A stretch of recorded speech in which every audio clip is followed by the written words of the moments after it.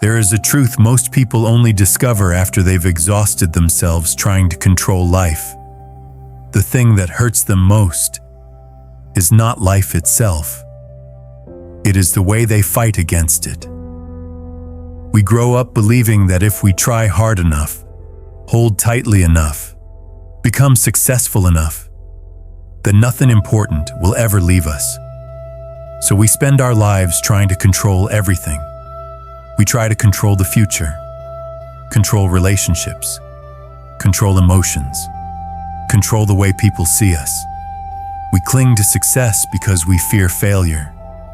We cling to love because we fear loneliness. We cling to money because we fear insecurity. We cling to identity because we are terrified of feeling insignificant.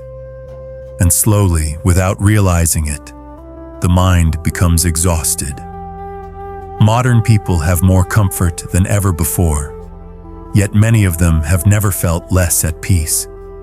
Because the tighter we hold on to life, the more afraid we become of losing it.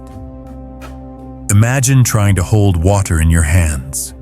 If your palms remain open, the water stays. But the tighter you squeeze, the faster it slips through your fingers. That is exactly how life works. The more desperately people try to control everything, the more suffering they create inside themselves. And this is why letting go is not weakness. Letting go is not giving up on life. It is giving up the war against life. It does not mean you stop loving. It does not mean you stop trying. It does not mean you stop chasing your dreams. It simply means you stop destroying yourself trying to force reality to obey you. You still care. You still give your best. You still love deeply. But inside, there is less desperation. And strangely enough, when people stop forcing life, life often begins to move more naturally. The mind becomes quieter, the body softens, clarity returns. Because most suffering does not come from what happens to us. It comes from resisting the truth that everything changes. Human beings want permanence in a temporary world. We want love to stay forever. We want youth to remain untouched. We want success to last endlessly. We want the people we love to never leave. But life has never promised permanence to anyone. Everything changes. Emotions change, people change, bodies change, relationships change. Even the person you are today will one day disappear. And suffering begins the moment we try to hold still what was never meant to stay still. In Buddhism, this suffering is called attachment. People are not only hurt because something ends. They are hurt because they built their identity around the belief that it would last forever. A person is not destroyed only because love ended. They are destroyed because they believed, without this person, I am nothing. A person is not shattered only because they failed. They are shattered because they used success to prove their worth.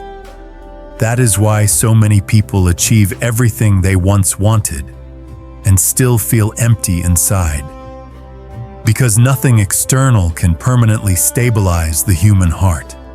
The ego constantly searches for certainty in temporary things, but temporary things always change.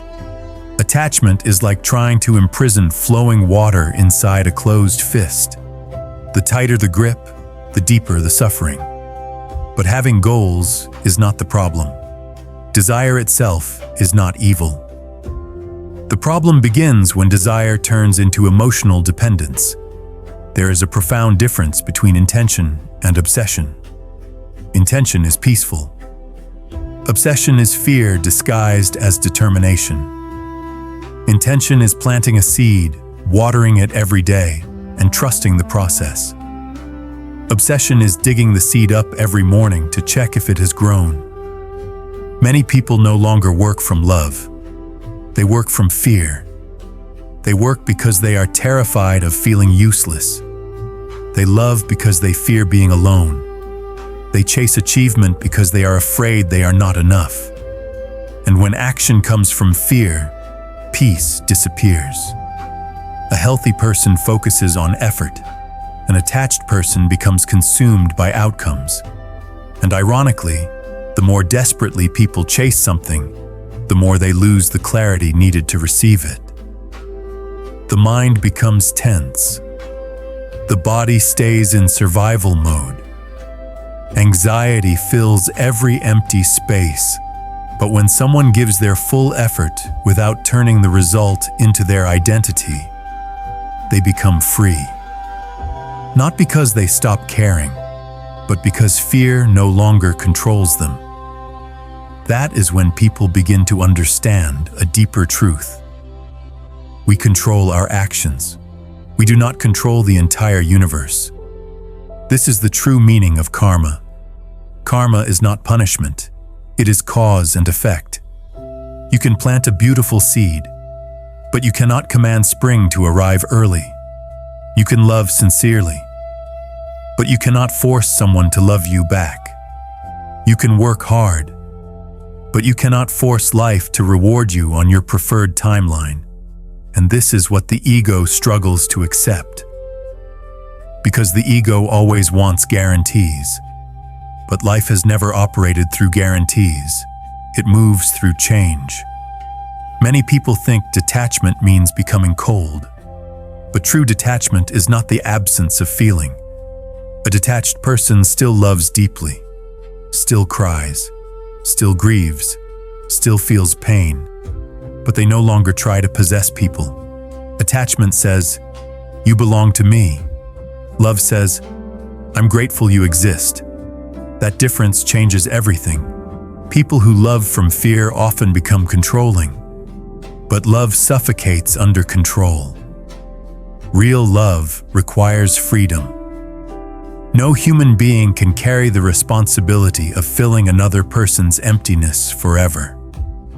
The healthiest love happens when two people choose each other freely, not because they need each other to survive, but because they genuinely wish to walk beside one another.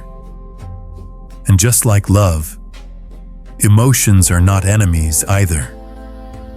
People spend their lives fighting sadness, fighting anger, fighting fear.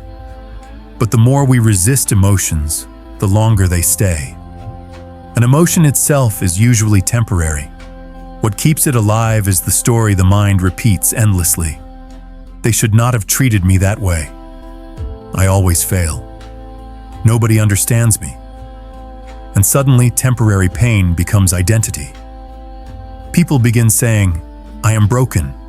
I am angry. I am a failure." But emotions are not who you are. They are experiences moving through you. The moment a person stops identifying with every emotion, space begins to appear inside them.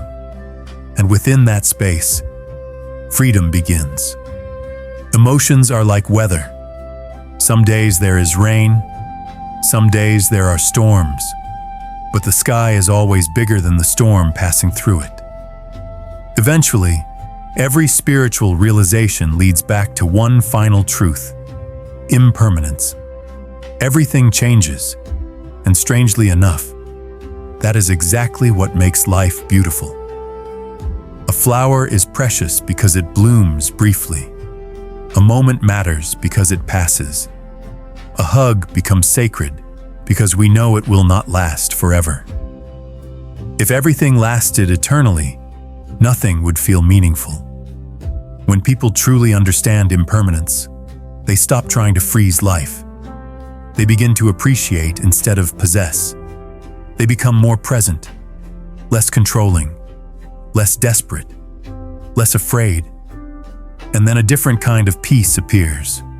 Not peace because life became perfect, but peace because the war against reality finally ended. Human beings spend most of their lives trying to control existence. But life is not a machine. It is a river. And suffering begins the moment we fight the current endlessly. The tighter the grip, the greater the fear. But when the hands finally relax, peace slowly returns. Not because life becomes easier, but because resistance disappears. In the end, happiness does not come from controlling everything. It comes from understanding impermanence, from loving without possession, from acting with awe, from trusting the unfolding of life. Because what is truly meant for you will never require you to lose yourself in order to keep it.